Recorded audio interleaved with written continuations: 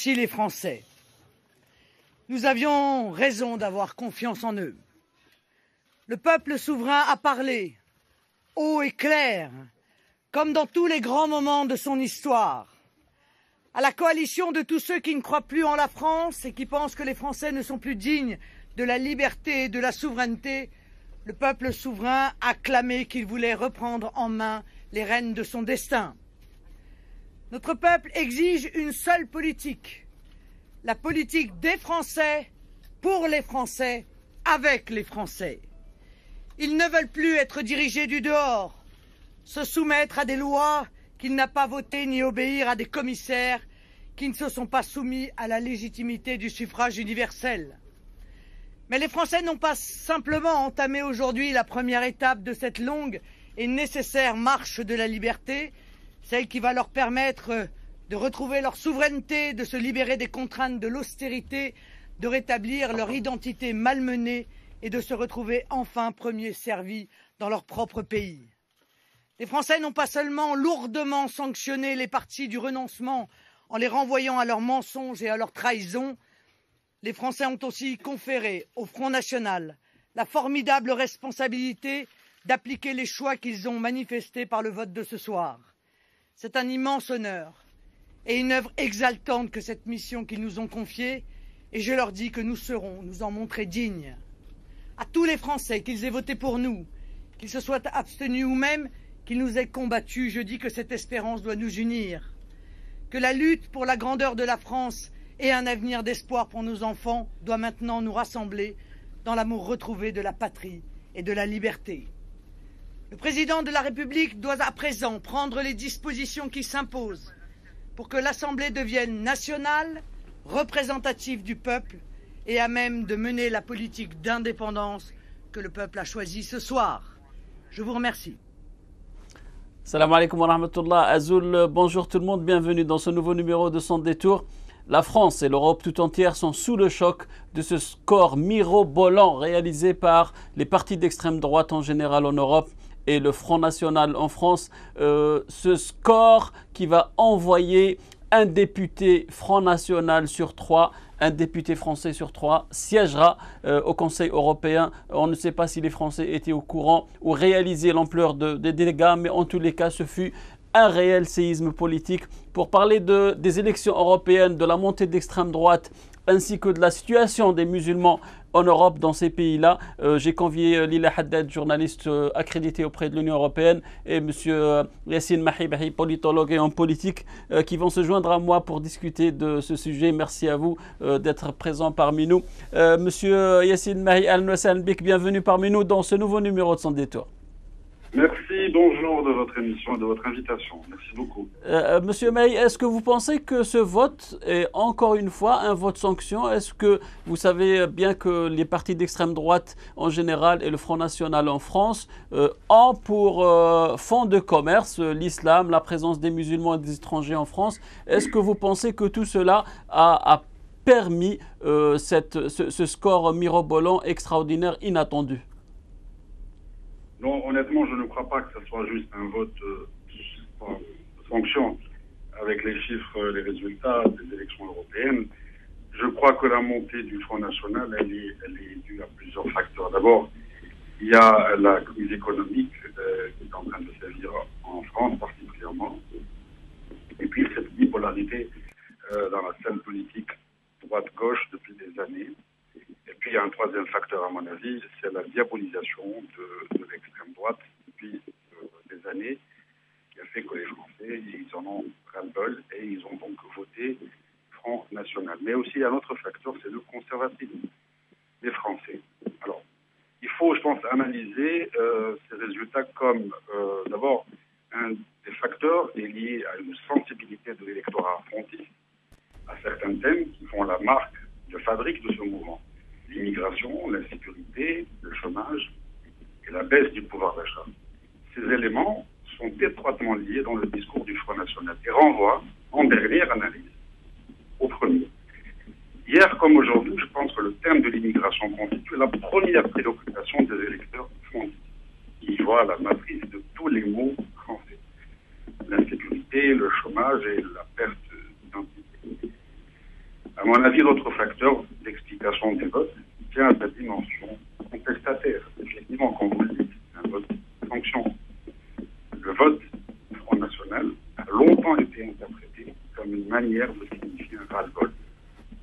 Il développe depuis les origines un discours anti-élite qui se nourrit du rejet croissant dans la population et dans partie du gouvernement. Voilà, je pense, à mon avis, voici les facteurs qui ont fait que le Front National est en train de monter en puissance. Et on a vu les résultats. Toutes les échéances électorales en France par ces raisons que je viens de citer. Monsieur Mahi, est-ce qu'on peut parler aujourd'hui, est-ce qu'on peut affirmer que le Front National est aujourd'hui le premier parti politique en France? Je ne dirais pas qu'il est le premier parti politique en France, mais en tout cas, le Front National, aujourd'hui, fait partie prenante et incontestablement fait partie intégrante de l'échiquier politique de la Ve République. C'est peut-être aussi une menace réelle pour l'effondrement de cette Ve République. En tout cas, le Front National, maintenant, il existe et vraiment, il fait partie donc de l'échiquier politique français. En même temps, il ne faut pas voir les résultats des élections européennes comme une première. Ce n'est que les élections européennes à Bruxelles. Nous ne sommes pas encore dans l'Assemblée nationale en France. La France est un grand pays qui a des valeurs républicaines, démocrates. Et puis, je pense aussi qu'il y a un autre facteur que j'ai peut-être oublié d'expliquer, c'est le rajeunissement du Front National. D'ailleurs, on voit bien depuis l'arrivée de Marine Le Pen, la doctrine, la gestion, la façon de travailler de ce parti a complètement changé. Le discours a complètement changé. Il est devenu beaucoup moins virulent que son père. Et puis il y a le rajeunissement général. Il y a toute une génération maintenant de l'extrême droite qui ont un discours qui est en train de séduire la classe moyenne en France, la classe défavorisée, évidemment en jouant sur comme je vous ai dit, sur l'immigration, sur le chômage, l'insécurité, surtout sur la crise économique. Monsieur Mahi, est-ce que vous estimez maintenant que la communauté musulmane établie en France, à sa tête les Algériens, ils sont en grand nombre, estimés à plus de 3 millions d'Algériens établis en France. Est-ce que vous estimez que maintenant, ces Algériens-là et puis tous les citoyens nord-africains, ils sont en face d'un nouveau défi, la montée en puissance de l'extrême droite? Maintenant, les Français ont plébiscité ce parti-là. Ils sont à quelques encablures d'être majoritaires au Parlement. Ils sont majoritaires actuellement au Parlement européen. C'est un désaveu total vis-à-vis de la politique socialiste de François Hollande. Est-ce que vous estimez maintenant que les citoyens algériens qui vivent en France encourent un danger quant à leur avenir, quant à l'avenir de leurs enfants? Non, je ne dirais pas ça quand même, pas à ce point-là. D'abord, il n'y a pas que la communauté algérienne. Mais bon, puisque vous parlez de l'Algérie, en tout cas, il y a une grande communauté. La France a toujours cette tradition d'un pays qui accueille, d'un pays donc, de tolérance, etc. Mais il n'y a pas un réel danger. Le danger, je pense que le travail à faire face à la montée de l'extrême droite, c'est que toutes les communautés, que ce soit musulmanes, algériennes, que ce soit maghrébines ou juives, etc., tous travaillent dans le sens de défendre leur idée face à l'extrême droite. Mais les Algériens, en général, ne sont pas tellement en danger. Il y a une diaspora algérienne qui est là, il y a une grande communauté algérienne en France. Je pense que, par contre, il y a un rôle important, effectivement, de la Mosquée de Paris, des institutions musulmanes, des associations franco-algériennes, etc., de travailler dans ce sens-là. Mais je ne pense pas qu'il y ait un réel danger pour les Algériens devant la montée du Front National. Monsieur Mahi, le discours de Marine Le Pen, la nouvelle présidente du Front National, était assez clair, on ne peut plus clair. Elle a dit que les Français doivent maintenant construire la France entre eux, pour les Français et pour la France. Elle a exclu toute allusion au nombre incroyable d'immigrés qu'il y a en France. On connaît sa doctrine, apparemment elle n'a pas changé d'un iota par rapport à celle prônée par son père. Est-ce que vous estimez maintenant que ces Algériens-là, qui sont établis en France depuis des lustres, maintenant peuvent vivre avec l'idée qu'un beau jour, il va y avoir au pouvoir le parti d'extrême droite en France? L'Europe a une tradition. L'Europe, de toutes les façons, en général, si vous voyez un petit peu la carte géographique de l'Europe, si vous prenez les pays scandinaves, ou certains pays, par exemple, comme les Pays-Bas, vivent avec l'extrême droite depuis des années. Et puis, il y a l'Europe qui vient après. Il y a la France, l'Allemagne, la Grande-Bretagne, etc. Et je pense que la France, aujourd'hui, cette montée du Front National, ne peut pas être conçu comme un danger réel pour les Algériens ou pour notre communauté. Je ne crois pas, honnêtement, je ne pense pas. Je crois que ce qui a fait, ce qui est en train de faire monter le Front National, c'est comme je vous dis, ce discours qui joue sur l'immigration, l'insécurité. En réalité, le Front National, est-ce qu'il a un programme politique? Peut-être, puisque ça, c'est les Français, de quoi ils souffrent. C'est le problème de chômage, cette crise économique, et puis l'Union européenne.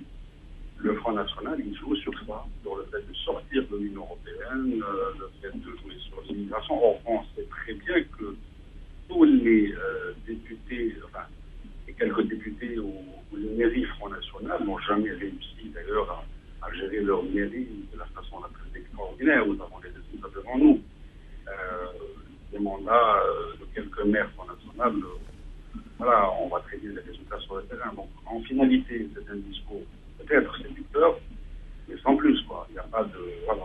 Et puis, il y a ce rajeunissement, mais est-ce qu'il y a un danger réel? Je ne le crois pas. Très bien, mais restez avec nous s'il vous plaît. Il y a Lila Haddad qui se joint à nous. Ahlan wa sahlan bik Lila, bienvenue parmi nous encore une fois. Bonjour.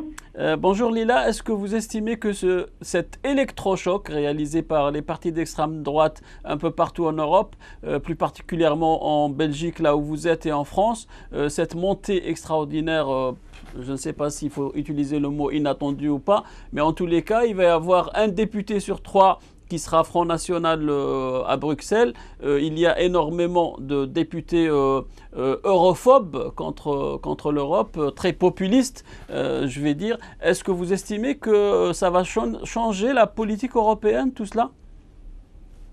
Rami, une petite correction. Moi, les chiffres que j'ai n'indiquent pas du tout que l'extrême droite en Belgique a remporté les élections. Pas du tout. C'est plutôt le Front National français. Et je dois dire d'emblée que le Front National a gagné les élections européennes et donc pas les élections françaises. Et par conséquent, il n'y aura aucune conséquence économique ou politique en France. On peut parler carrément de l'exception française, car le seul pays donc européen où un parti de l'extrême droite est arrivé en tête, c'est la France. Et à moindre mesure peut-être le Danemark. Donc on est loin, la Belgique n'a absolument rien à voir. Tandis que le reste de l'Europe, les partis pro-européens ont dominé le scrutin, sauf en Grèce. Et la Grèce, c'est l'extrême gauche et c'est un autre débat. En Allemagne, par exemple, le CDU d'Angela Merkel a remporté une très large victoire au moment où les partis traditionnels en France, donc la droite et la gauche, s'effondre. Oui, mais Lila, excusez-moi, mais en France, au Royaume-Uni, en Autriche, au Danemark et dans une moindre mesure en Italie aussi, il y a une percée flagrante de l'extrême droite lors de ces élections européennes. Absolument, oui, il y a eu une percée. Lorsqu'on parle de la France, on parle d'un des pays constructeurs de l'Europe. Donc c'est ça qui fait que ça fasse un peu tâche. Absolument, et c'est pourquoi je vous disais, et j'ai tout de suite pris l'exemple de l'Allemagne. Comme vous le savez, la France et l'Allemagne, c'est le socle de l'Union européenne. Vous le savez, au lendemain de la Deuxième Guerre mondiale, il fallait absolument réconcilier ces grandes puissances dans l'Europe géographique. Et donc, c'est sur la base de ces deux grands pays qu'on est arrivé à ce qu'on appelle aujourd'hui l'Union européenne. C'est pourquoi je pense qu'il ne faut pas vraiment s'alarmer. L'Allemagne, les partis traditionnels démocratiques ont de très loin, sont victorieux. Maintenant, la victoire de l'extrême droite de Marine Le Pen n'aura pas, selon moi, de conséquences sur les décisions européennes, car, comme vous le savez, il faut former des groupes au sein du Parlement européen, et le Front National de Marine Le Pen, à mon sens, ne pourra pas, et Dieu merci, former de groupes au sein du Parlement européen. Et si, par miracle, il parviendrait à former un groupe, il n'y aura pas beaucoup de poids, en tout cas pas jusqu'à bloquer l'adoption d'une décision ou d'une directive ou d'une loi. Je vais vous donner quelques chiffres, Rémi, si vous me le permettez. Le Parti populaire européen, qui est largement la droite européenne, a remporté les élections européennes, puisqu'ils auront quelque chose comme 200 sièges, c'est-à-dire 200 députés européens sur 751, donc députés globalement. Comme toujours, les socialistes restent le second groupe politique, avec quelque chose comme 186 élus. Ça fait quelque chose comme 25% en termes de pourcentage. Viennent ensuite les libéraux, avec 70 élus. Le groupe des Verts, 55 élus. C'est pour vous dire simplement, Rani, que les 4 grands groupes qui forment les partis politiques au sein de l'Union européenne n'a pas changé. Donc il n'y a rien qui a changé. Le groupe de ce qu'on appelle le groupe des europhobes ou le groupe des eurosceptiques autour du parti en Grande-Bretagne, Nigel Farage, c'est vrai, il était déjà, il était présent au Parlement européen. Oui. Le Front National y était, et d'ailleurs notamment avec la députée européenne. Le Front National, il avait aussi. Lila, le Front National, il avait 3 députés, maintenant il les a multipliés par 7, donc c'est la différence, c'est les détails. Laissez-moi vous expliquer un petit peu comment ça fonctionne au sein de l'Union européenne, du Parlement européen, parce que c'est très important. C'est très important. Pourquoi? Parce que, comme je vous le disais déjà, Marine Le Pen, elle doit trouver 7 pays différents qui sont issus, qui sont membres de l'Union européenne. Au jour d'aujourd'hui, je pense que c'est pas possible. Je sais une chose, c'est que le Danemark a refusé.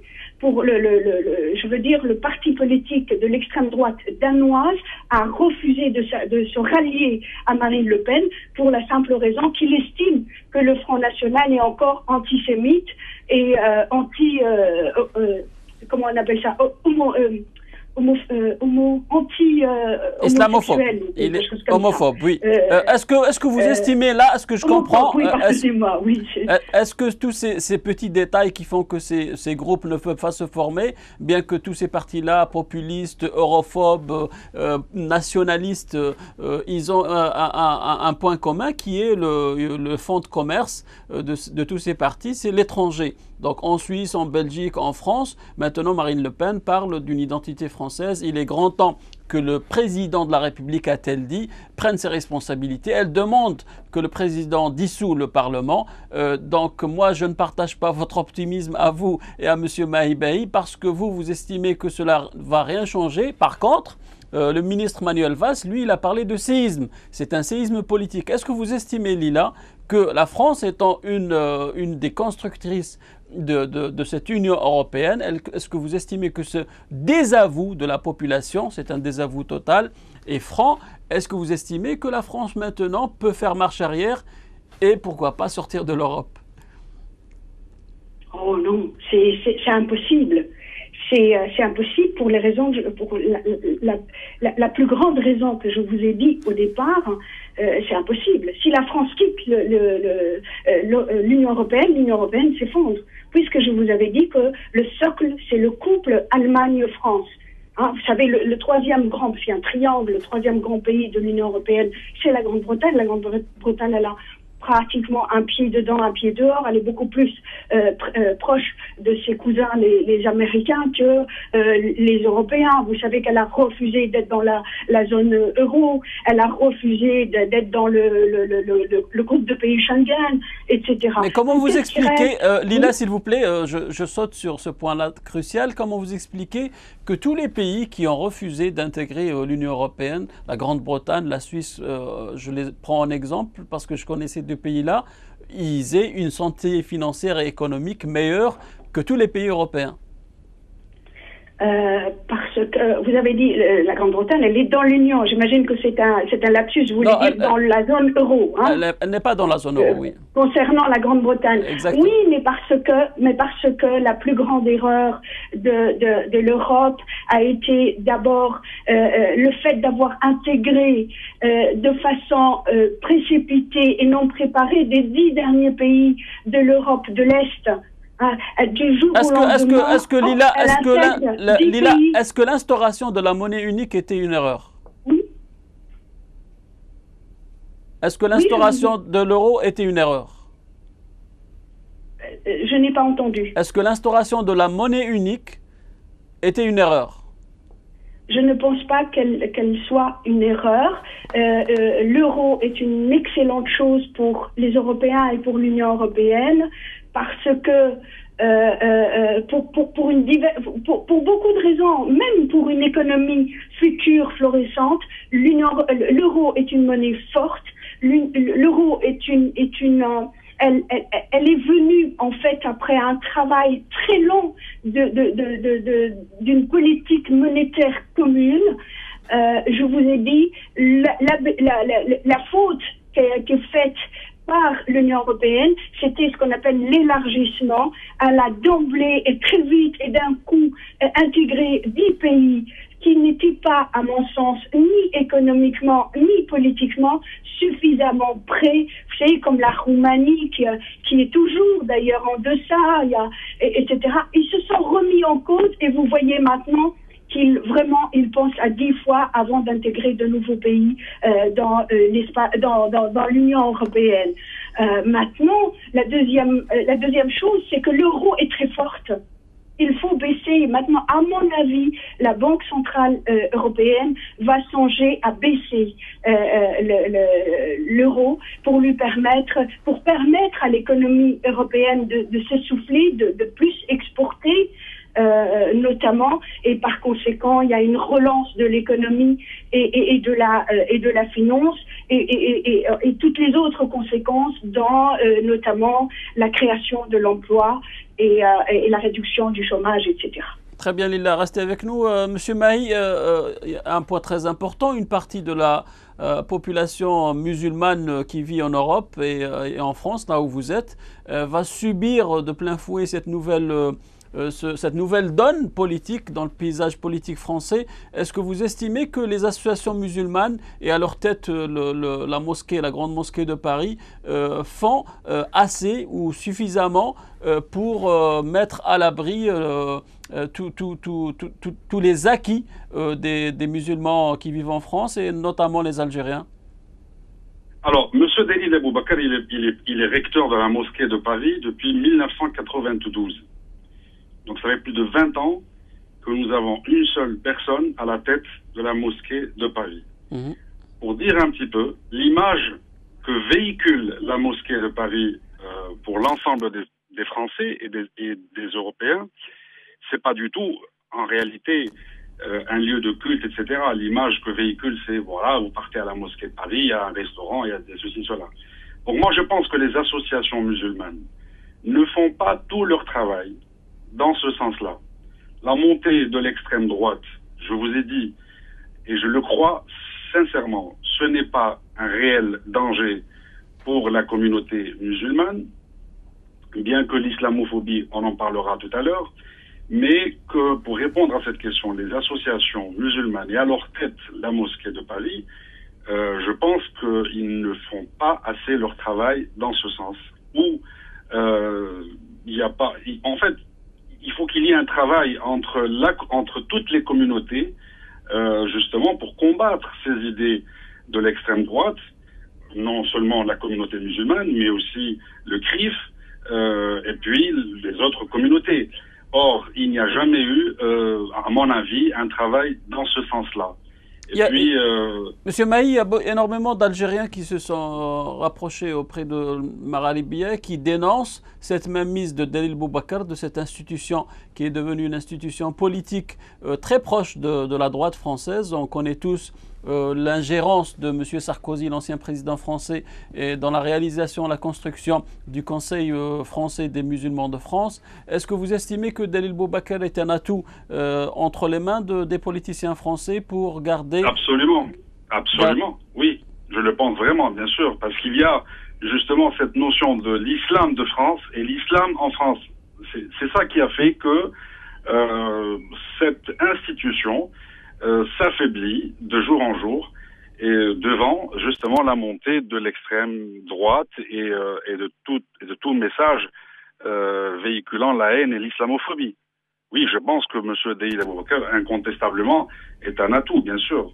On parle ici et là, M. Maï, de la pression faite par le pouvoir algérien pour garder Dalil Boubacar à son poste, parce que l'Algérie, le Maroc et la Tunisie essayent d'avoir la même mise sur la grande mosquée de Paris. C'est symboliquement, politiquement très important pour eux.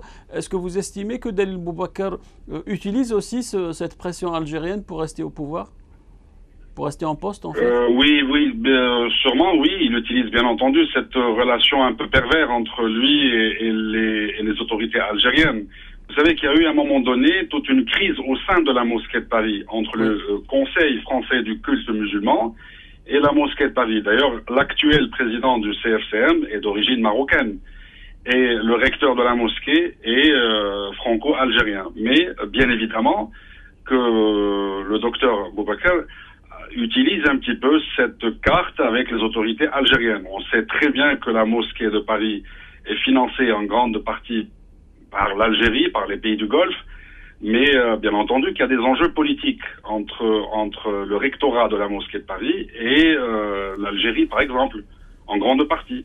Mais en tout cas, cela ne justifie pas, si vous voulez, il n'y a pas un grand travail de coordination entre les associations dans ce sens-là. Alors, vous avez parlé de financement de la grande mosquée de Paris.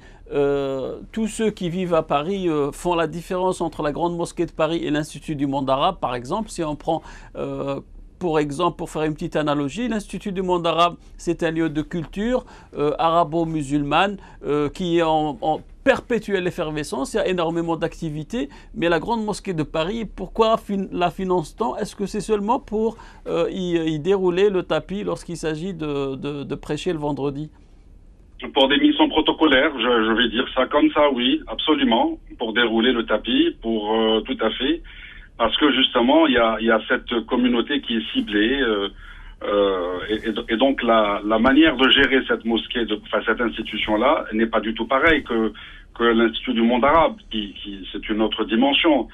Comme vous l'avez bien signalé, c'est plus une dimension culturelle, historique, de la civilisation arabo-musulmane, alors que la mosquée de Paris devrait être vraiment un lieu de culte, et alors que, bon, c'est un lieu de culte, certes, mais ceci n'est pas suffisant pour justement consolider le travail entre toutes les associations et les différents lieux de culte en France. Je vous donne un exemple, il y a de très belles mosquées un peu partout en France. La mosquée de Créteil, je ne sais pas, l'une des mosquées de Marseille, même dans les petites villes où il y a de très très belles mosquées. Mais justement, ce lieu de culte, qui est la mosquée de Paris avec le recteur et avec tout ce qui se passe, je pense qu'il ne joue pas assez son rôle. Très bien, Monsieur Maï, restez avec nous s'il vous plaît, vous et Lila. On va prendre juste une petite pause et puis on revient pour continuer ce débat. Merci beaucoup. À tout de suite.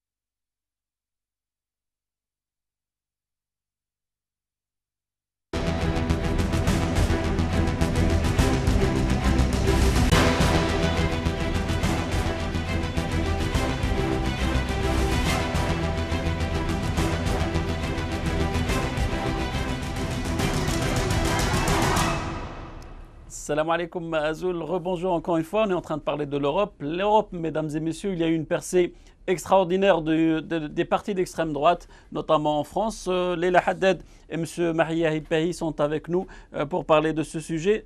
Lila, cette montée de l'extrême droite partout en Europe, un petit peu moins en Belgique, comme vous venez de le dire, beaucoup en France. Est-ce que vous estimez que la communauté musulmane qui est établie en Belgique et en France, dans les autres pays, va subir le revers de ce choix? Mais écoutez, moi je pense que comme en France et comme un certain nombre de pays européens, l'islam a été reconnu religion officielle en Belgique déjà en 1974. Je pense que c'est le cas aussi en France. Avant de répondre à cette question, si vous me le permettez, je vais essayer de faire très ramassé. Parce qu'on parle d'islam, on parle de dialogue, etc. On a toujours tendance à dire des choses plus ou moins négatives. J'ai envie de raconter une anecdote qui est très touchante. Vous savez qu'en 1967, le roi Baudouin, donc le roi Baudouin des Belges, il avait fait don d'un édifice au roi Faisal, et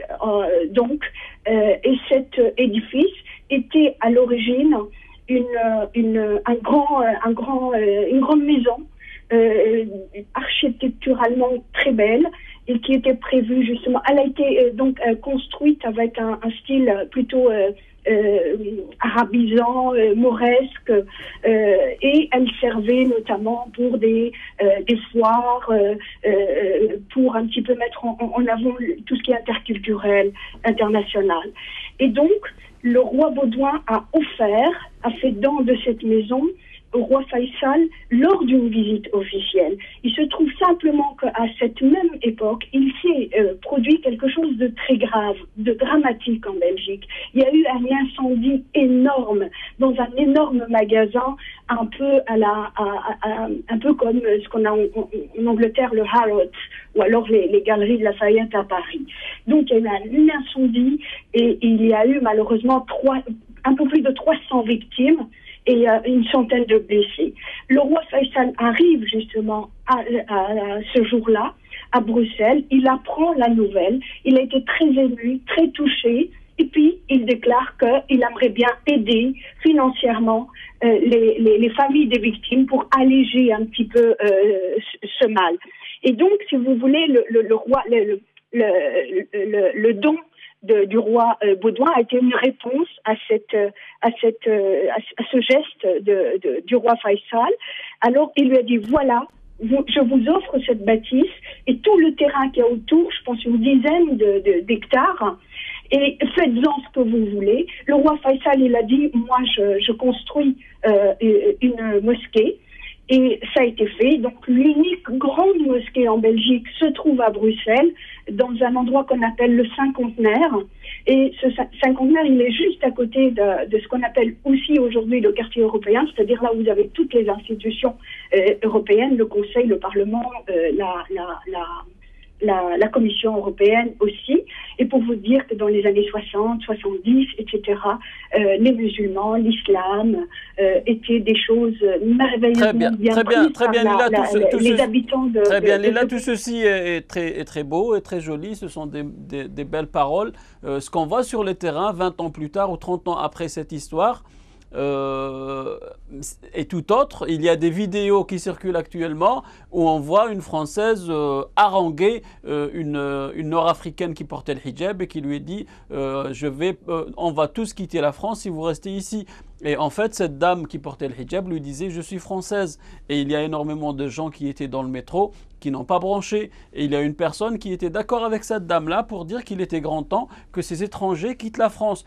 Ces mêmes vidéos circulent aussi en Belgique, en Suède et un peu partout. Donc il y a des groupes islamophobes qui sont contre l'arrivée en masse de ces musulmans qui viennent d'Afrique du Nord s'établir chez eux. Donc, c'est pas nouveau, mais ça s'accentue avec l'arrivée au pouvoir et la montée en puissance de ces partis d'extrême droite. Rani, il faut absolument que je dise une chose très importante par rapport à la Belgique. En Belgique, il y a le Vlaams Belang. Le Vlaams-Belang, c'est l'équivalent du Front National, mais seulement dans le nord de la Belgique, c'est un pays fédéral, vous avez les Flamands et les Wallons, et les francophones, et donc... En Belgique, Lila. Oui. Il y a aussi le Front National en Belgique. Il y a deux partis d'extrême droite en Belgique. Le Front, mais il est quasi inexistant. Il n'a vraiment aucun poids. D'ailleurs, quand vous voyez un petit peu la structure de la politique fédérale belge, à chaque fois, vous avez le double, c'est-à-dire un parti et son frère en langue française. Vous avez la droite flamande et vous avez la droite francophone. Vous avez la gauche, le Parti socialiste francophone, le Parti socialiste néerlandophone. Et vous avez le Vlaams-Belang qui est vraiment très présent en Flandre, très raciste, très extrémiste. Mais dans la région francophone, il y a le FN, c'est vrai, mais il est vraiment sans aucun danger. Maintenant, le Vlaams-Belang, ce que je veux dire, il faut absolument que vous, téléspectateurs, l'écoutent très bien. Et le Vlaams-Belang, contrairement au Front National, ça fait déjà des années qu'il s'est démarqué. Il n'est pas antisémite, le Vlaams-Belang. Attention. Parce que tous ces extrêmes qui sont néo-nazis, au départ, ils sont anti-juifs, anti-judaïques, antisémites. Vous le savez. Le Vlaams-Belang, non, il s'est démarqué. Lui, son dada, c'est l'islam. Il est là à dire aux Flamands, écoutez, ces gens-là, ils vont islamiser la Belgique. Ces gens-là, ils sont en train d'envahir la Belgique. Et malheureusement, il y a parfois, et pardonnez-moi l'expression avec tout le respect que je dois à l'espèce humaine, il y a des petits cons qui sont d'origine maghrébine, par exemple, qui ont créé un petit parti, c'est même pas, c'est une association qui s'appelle Sharia for Belgium. Et ils font peur aux habitants de la Flandre en disant, nous voulons que la Belgique, les institutions politiques belges, pratiquent la charia dans ce pays. Et donc, voilà, et le Vlaams-Belang va brandir ce genre de choses. Regardez la charia, regardez, ils vont islamiser ce pays. Donc, je n'ai aucune prétention, mais ce que j'ai envie de dire aux musulmans, aux arabo-musulmans, aux maghrébins en Europe, s'il vous plaît, qu'il s'agisse des tout premiers arrivés dans les années 50 et 60, mais aussi la première génération, deuxième, troisième, quatrième génération qui sont nés en Europe, essayez de donner une très belle image de l'islam et de vos origines. Vous faites du bien à vous-même en Europe, mais aussi à vos pays d'origine.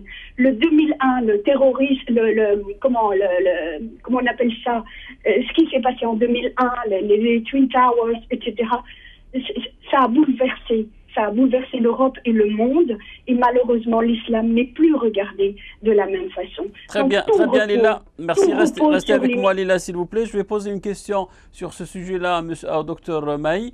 Docteur Maï, est-ce que vous estimez maintenant que les musulmans sont brancardés en France parce qu'il y a plusieurs raisons, parmi lesquelles, premièrement, la crise économique. Est-ce que vous estimez, comme Lila Haddad vient de le dire, que la monnaie européenne est une bonne chose, parce que tout le monde s'accorde à dire en France que depuis l'arrivée de l'euro, la crise économique s'est accentuée, les riches sont devenus plus riches et les pauvres plus pauvres. On le constate dans les grandes villes françaises, que la vie est devenue plus chère, plus difficile, les gens sont plus moroses, la vie n'est pas plus simple qu'avant, depuis l'instauration de l'euro. Est-ce que vous estimez que la crise économique a favorisé l'émergence des partis d'extrême droite et elle a favorisé ce que vient de réaliser actuellement le Front National en France? Bah oui, bien sûr. De toute façon, derrière toute crise économique, il y a toujours l'émergence de l'extrême droite. L'histoire est en train de se répéter. En 1932, il y a eu la crise et qui a fait que le national-socialisme d'Adolf Hitler est passé aux élections législatives. Les Allemands, à l'époque, ils ont bien voté pour ce parti d'extrême droite et on a vu tout le ravage que cette doctrine nazie a fait subir au monde. Parce que justement, il y a eu le phénomène de crise. Donc ça, c'est très connu. Derrière toute crise, il y a toujours la montée de l'extrême droite. En France, je crois que c'est pareil. Je vous ai dit la première fois, l'une des raisons ou l'un des facteurs de la montée du Front National et non seulement la crise économique qui sévit en France, mais il y a aussi un autre phénomène, c'est la diabolisation. Maintenant, je ne sais pas pour ma collègue Leila Haddad qui est en Belgique, je pense, je ne sais pas, moi je n'ai pas les données exactes, je voudrais juste revenir avant de continuer ma réponse sur l'Union européenne, qui pour moi en tout cas, je pense que l'Europe est une chance. L'Europe est une chance. Il faut pas voir ça du mauvais côté, parce que sortir maintenant de l'Europe, c'est quasiment, je veux dire, du domaine de l'impensable. La France a besoin de l'Europe et l'Europe a besoin de la France. Pour ce qui est de l'islamophobie, je voudrais juste revenir à cette question. En France, il y a des discours islamophobes par-ci par-là, mais n'exagérons pas quand même. La France est un grand pays avec des valeurs.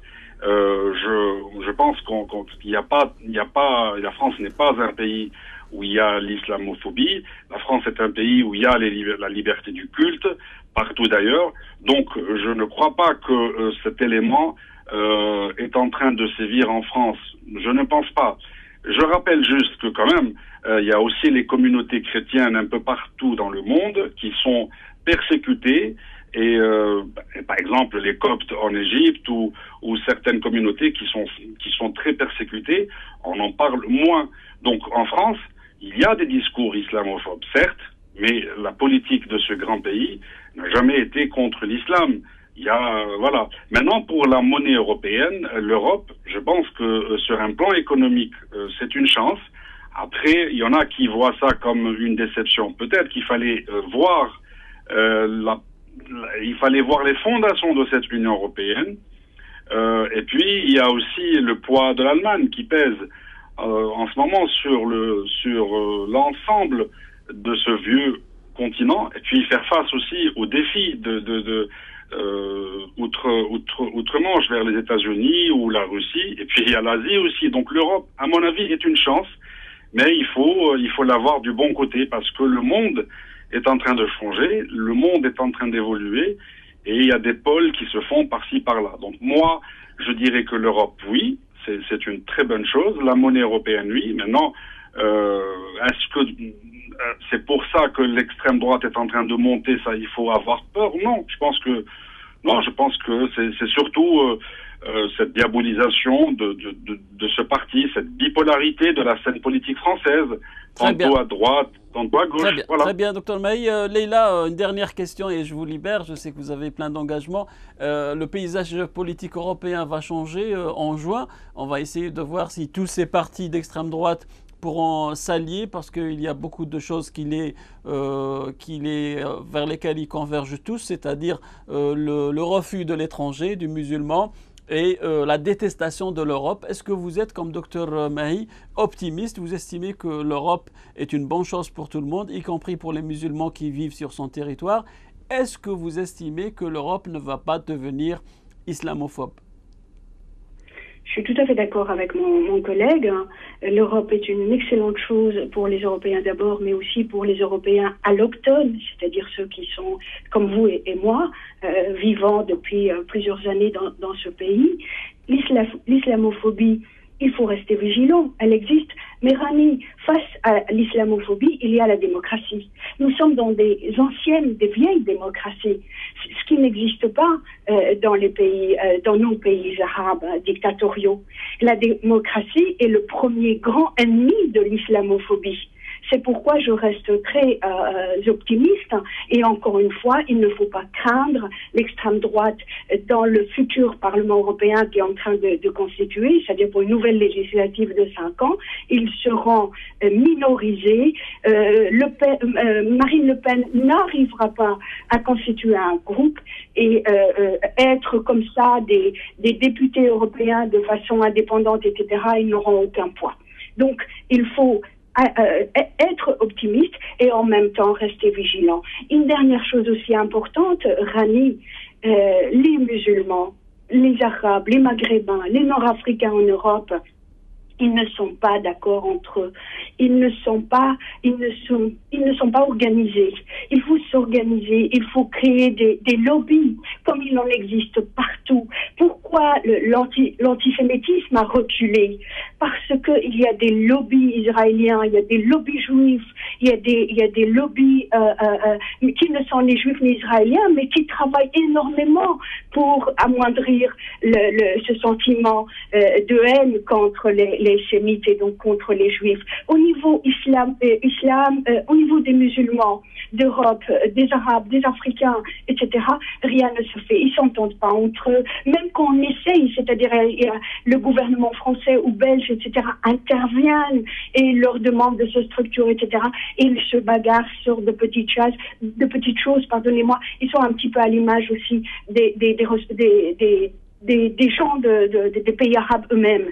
Donc il y a un manque d'organisation, de structure. Et moi j'appelle vraiment de tous mes voeux que au moins l'intelligentsia, c'est-à-dire l'élite arabe et algérienne et maghrébine, je les appelle à se structurer, à s'organiser, à créer plusieurs centres de lobbying économique, politique, culturel, pour essayer donc de donner, d'imposer pas d'imposer, mais c'est-à-dire de se faire respecter, faire respecter leur religion, leur croyance et leur culture. Merci sur ces bonnes paroles. Je vous remercie beaucoup, Leila Haddad. Vous êtes journaliste accrédité auprès de l'Union européenne à Bruxelles. Mille merci pour votre contribution. Je reviens à vous et je profite de votre présence avec moi, Monsieur Yassine Mahibahi, pour vous parler d'un sujet qui me tient à cœur, c'est l'Algérie. Je sais que vous êtes un globe-trotteur de la politique algérienne, vous faisiez partie de Djil Jadid.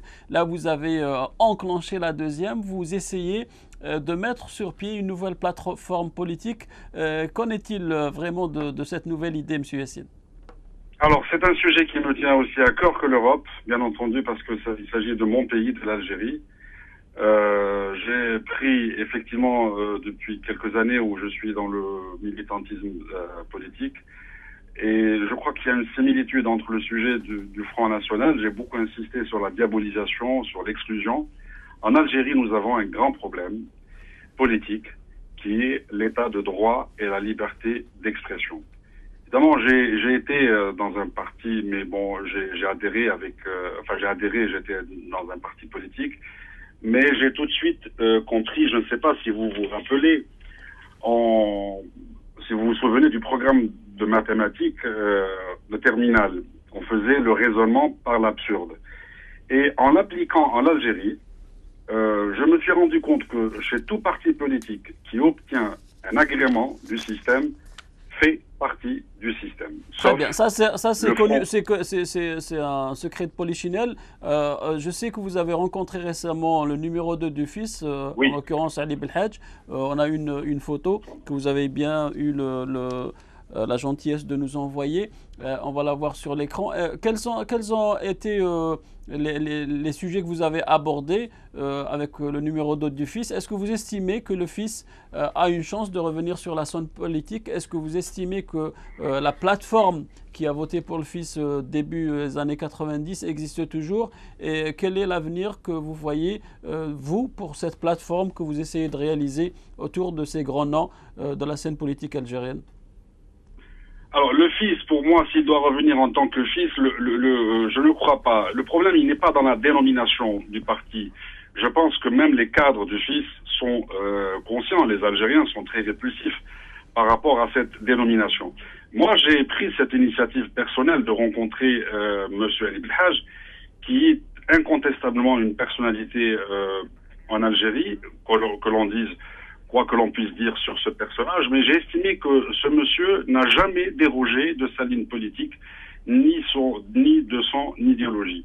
La seule chose qui m'a poussé à rencontrer ce monsieur, c'est que lors de la candidature du président de la République, lors du dépôt de la candidature du président de la République au Conseil constitutionnel, on avait vu cette vidéo qui avait fait le tour pratiquement, monsieur Ali Belhadj brandant tout seul une pancarte, sans aucune armée, sans aucune arme, s'indignant contre le dépôt de candidature et on le voyait à chaque fois, surtout sur cette image, à chaque fois embarqué par une armada de police comme, excusez-moi, une bête sauvage. Ce dont je n'ai pas accepté. J'estime que c'est scandaleux. Nous sommes dans un état de droit. Donc, si j'ai bien compris, docteur Yassine, excusez-moi, il ne reste pas beaucoup de temps, monsieur Yassine, s'il vous plaît. Est-ce que vous estimez que cette nouvelle plateforme qui va réunir tous ces partis politiques qui n'ont pas eu d'accréditation auprès du pouvoir, est-ce que vous estimez que ces partis-là ou cette nouvelle plateforme politique aura une chance d'aboutir? Mais pourquoi ne pensez-vous pas que démultiplier ces efforts, démultiplier toutes ces volontés politiques, c'est fragiliser l'opposition? Il n'y a pas une opposition réelle. Il y a ce qu'on appelle un mercato politique. C'est comme dans le football. Tous les gens qui sont dans l'opposition se trouvent à un moment donné à côté du système. Il n'y a pas une réelle opposition. La seule chose qui existe en Algérie, il y a des mouvements, des jeunes que j'ai rencontrés moi en Algérie. J'ai fait beaucoup de voyages en Algérie. J'ai vu qu'il y a une prise de conscience, une maturité des jeunes qui veulent un changement pacifique, mais que ces mouvements doivent s'organiser autour de quelque chose. Je ne suis pas pour les idées de Ali Belhaj, et je lui ai dit en face de lui, je ne suis pas pour les idées des islamistes, mais je défends la liberté d'expression et je défends le droit de s'exprimer en toute liberté, et je considère que la réconciliation nationale façon Abdelaziz Bouteflika ne m'a jamais convaincu. Est-ce qu'on peut aujourd'hui accepter de discuter avec un Medeni Mezrel qui était à l'origine de l'armée islamique du salut et dans le maquis, et on ne discute pas avec ceux qui peuvent apporter quelque chose? Nous ne pouvons pas être d'accord. C'est comme ça, mais au moins, on doit élargir cette coordination entre les différents mouvements. J'ai rencontré les mouvements. Très bien, merci beaucoup, Dr Maïbaï. Je vous promets que je vous donnerai la parole lors de notre prochaine rencontre, ici même, autour d'une table de Sans Détour, pour vous donner le temps d'expliciter toute cette plateforme et vos idées. Merci beaucoup, très chers téléspectateurs, d'avoir suivi ce numéro sur les élections européennes et la montée de l'extrême droite. C'était Sans Détour et c'est fini. Ma salama.